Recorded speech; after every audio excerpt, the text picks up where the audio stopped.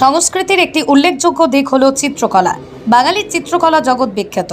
বর্তমান প্রজন্মের ছেলেমেয়েরা যাতে বাঙালির চিত্রকলার সঙ্গে পরিচিত হতে পারে, বাঙালির চিত্রকলার ইতিহাস বেশ পুরাতন।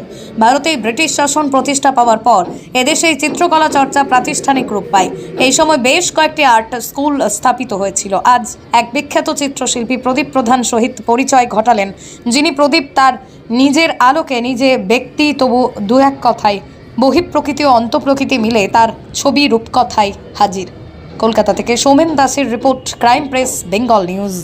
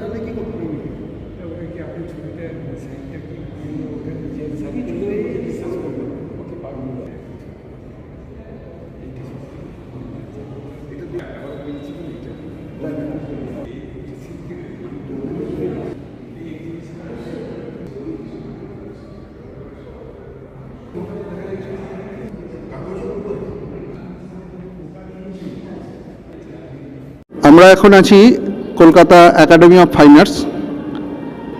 অনেক দিন অপেক্ষা করেছিলাম এক জীবনের কাজ দেখব।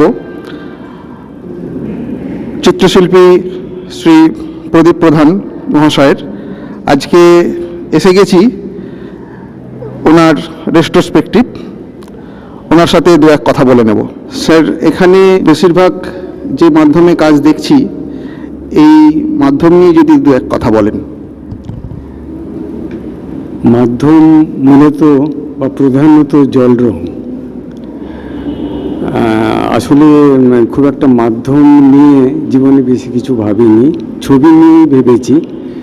এবার প্রয়োজনে হাতের কাছে যা পেয়েছি, বিভিন্ন সময়ে বিভিন্ন ধরনের মাধ্যম, সবকেই কিন্তু আমার মতো করে কাজে লাগিয়েছি।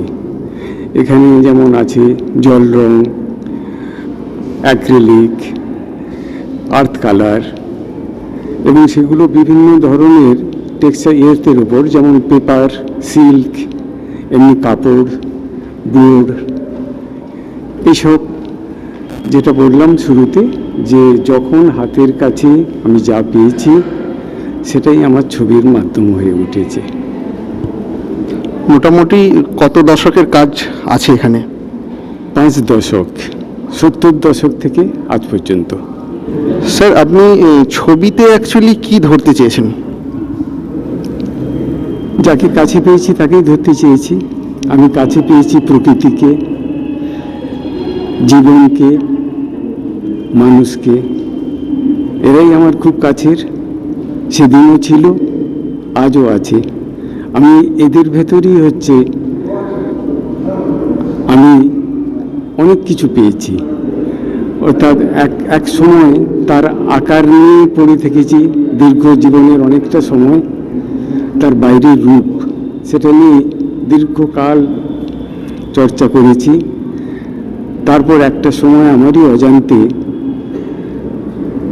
আমি সেই বাইরের রূপের ভেতরে তার অন্তরের রূপ প্রত্যক্ষ করতে পেরেছি। আমি আজ বাইরের থেকে বাইরের রূপ ধরে আমি সেই অন্তরের রূপটাকেই ধরার চেষ্টা করি। যদিও একই রকম প্রশ্নটা হয়ে যাচ্ছে, আর একটু ছেলে মানুষই। আপনি কেন ছবি আঁকেন? এখন তো মনে হয় প্রাণের তাগিদে, বাঁচবার জন্যে। কিছুদিন আগে যখন এই লকডাউন হলো, সবাই গৃহবন্দী হয়ে পড়লো, আমিও হলাম, তখন মানুষ থেকে, প্রকৃতি থেকে বিচ্ছিন্ন হলাম। তখন তো মনে হয়েছিল যে বোধহয় আর বাঁচব না। সে সময় তো ছবি আমাকে বাঁচিয়ে রেখেছিল। তখন যাদেরকে দেখতে পাইনি, যাদের সান্নিধ্য পাইনি, তখন কিন্তু তারাই নিজেরাই ধরা দিয়েছে যেন অনেক বেশি। আর যদি জিজ্ঞাসা করি স্যার, আপনার কোনো প্রিয় রং আপনি কিছু চয়েস করবেন? আমার ছবি দেখলেই বোঝা যাবে, যেহেতু প্রকৃতি, মানুষ, জীবন এগুলো আমার প্রিয় বিষয়, সেজন্য আমার ছবির রঙও কিন্তু প্রকৃতির রং, সাধারণত সবুজ। জীবনের রং তাও সবুজ, হলুদ, যেটা জীবনের প্রান্তবেলায় যে সবুজ হলুদ হয়ে যায়, আবার জীবনের মধ্যকোণে কখনো কখনো লাল হয়ে উঁকি দেয়। আসলে জীবন এবং প্রকৃতির বিভিন্ন সময় কিন্তু সেই সময়ের রং কিন্তু আমার ছবিতে। স্যার, নতুন প্রজন্ম যারা ছবি নিয়ে ভাবছে তাদের জন্য যদি কিছু বলেন। জীবন থেকে কিন্তু ছবি আলাদা কিছু বা বিচ্ছিন্ন নয়।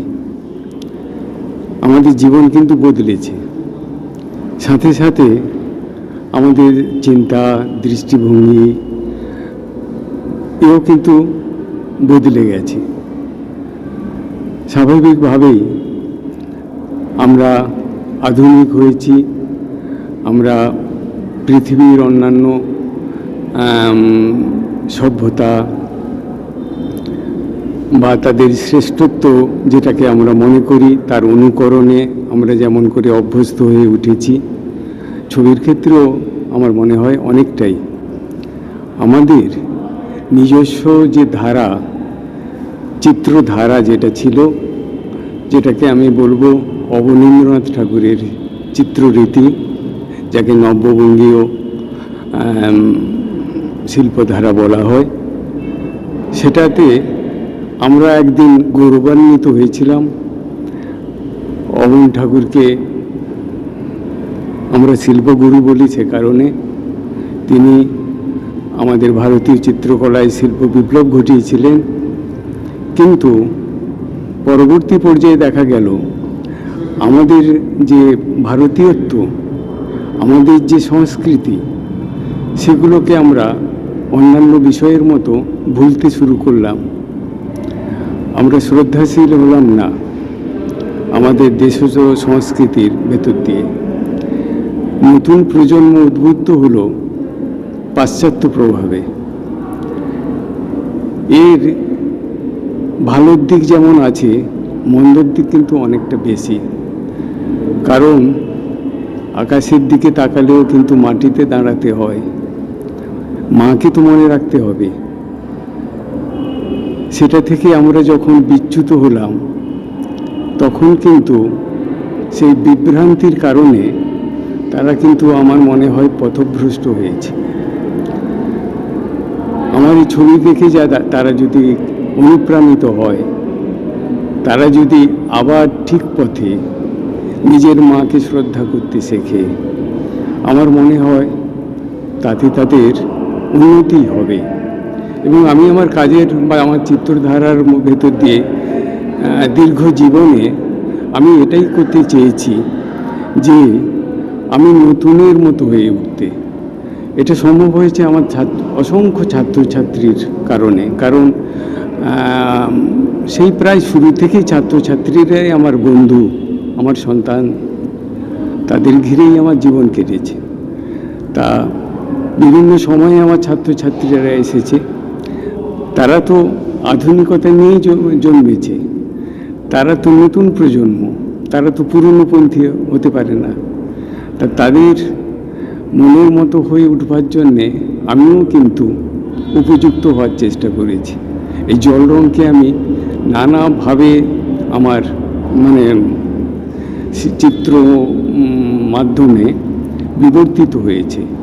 সেটা কখনো নানা মাধ্যমে, নানা টেক্সচার, কাগজের টেক্সচার, কাপড়ের টেক্সচার, নানা রকমভাবে।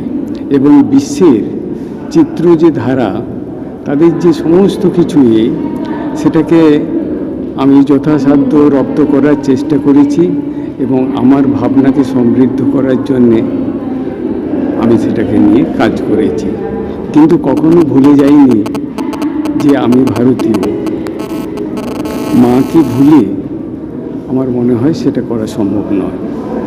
আমার মনে হয় নতুন প্রজন্ম যদি এই ছবি দেখে তারা মনে করে যে আমাদের দেশজ যে মাধ্যম সেটা কিন্তু ফেলনা নয় এবং সেটা নিয়ে অনেক উৎকর্ষের চরমে পৌঁছানো যেতে পারে, এটা যদি উপলব্ধি করে আমার মনে হয় আবার নতুন করে চিত্রকলায় একটা নতুন মোড় নেবে। এটা যদি নেয় তাহলে আবার স্বপ্ন অনেকটা সার্থক হবে। কলকাতা থেকে সৌমেন দাসের রিপোর্ট, ক্রাইম প্রেস বেঙ্গল।